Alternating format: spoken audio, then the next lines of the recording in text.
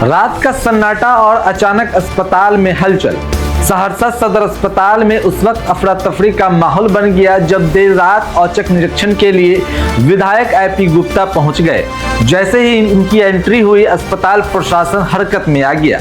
Ward से लेकर परिसर तक हर जगह तेजी से व्यवस्थाएं दुरुस्त करने की कोशिश शुरू हो गई।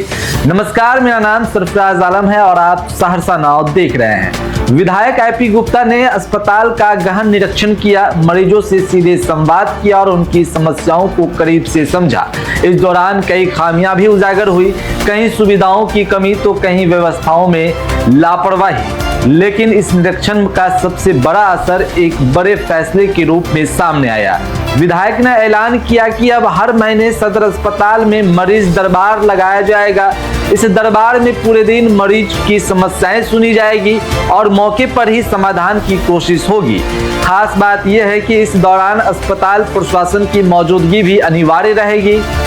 विधायक जी, क्या कुछ योजना चल रही है सदर अस्पताल को लेकर के? दरबार की बात हो रही है, क्या कुछ योजना? मैंने तो सरकार के सदन में क्वेश्चन उठाया था कि ये जो डिस्ट्रिक्ट सदर हॉस्पिटल है उसको मेडिकल कॉलेज एंड हॉस्पिटल में कन्वर्ट कीजिए, इससे सरकार को जमीनें भी बचेंगी। लेकिन इनके मरीजों के पेशेंट और उन पेशेंट को टैकल करने में आ रही चैलेंजेस को ठीक से समझने के लिए, सदर हॉस्पिटल जो चैलेंज फेस करता है ठीक को समझने के लिए मैं यहाँ, मेरे प्लान का हिस्सा है कि हम यहाँ स्वास्थ्य दरबार लगाएं। एक दिन, महीने में एक दिन हम सिविल सर्जन साहब से बात करेंगे और उनसे मिल के प्लान करेंगे कब हम इसमें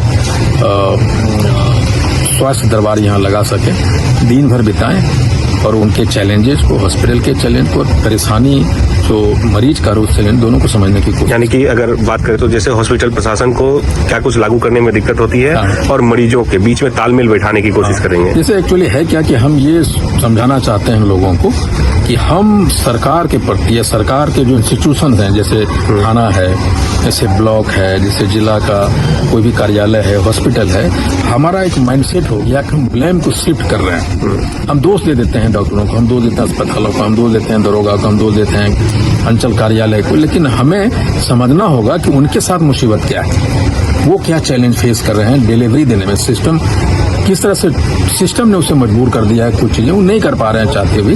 तो जब हम पूरा दिन 5-6 महीना बैठेंगे, दरबार लगाएंगे यहाँ पे, जनता मरीज दरबार, तो हमें पता चलेगा कि यहाँ हो क्या रहा है और वो मरीजों की समस्याओं को टैकल करने में कितना असफल, कितना सफल है।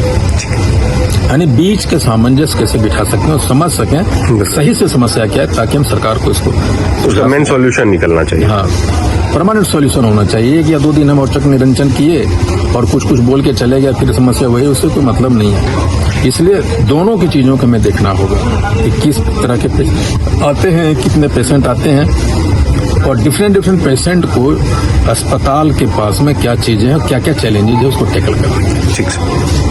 आईपी गुप्ता ने कहा कि वह इस पहल को लेकर सिविल सर्जन से बातचीत करेंगे ताकि महीने में एक दिन पूरी तरह अस्पताल की व्यवस्था सुधारने के लिए समर्पित किया जा सके।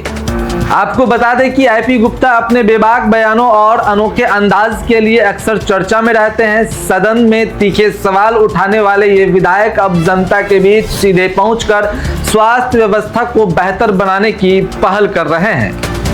सवाल अब यह है कि क्या मरीज दरबार से बदलेगी अस्पताल की तस्वीर? यह तो आने वाला वक्त ही बताएगा, लेकिन फिलहाल सहरसा में इस पहल की चर्चा तेज हो गई है। ऐसे ही तमाम छोटी बड़ी खबरों को देखने के लिए आप बने रहे सहरसा नाव के साथ। अगर आपने हमारे यूट्यूब चैनल को अब तक सब्सक्राइब नहीं किया है तो जल्द सब्सक्राइब कर ले। फेसबुक पेज के माध्यम से देख रहे हैं तो फेसबुक पेज को भी लाइक करें, शेयर करें। धन्यवाद।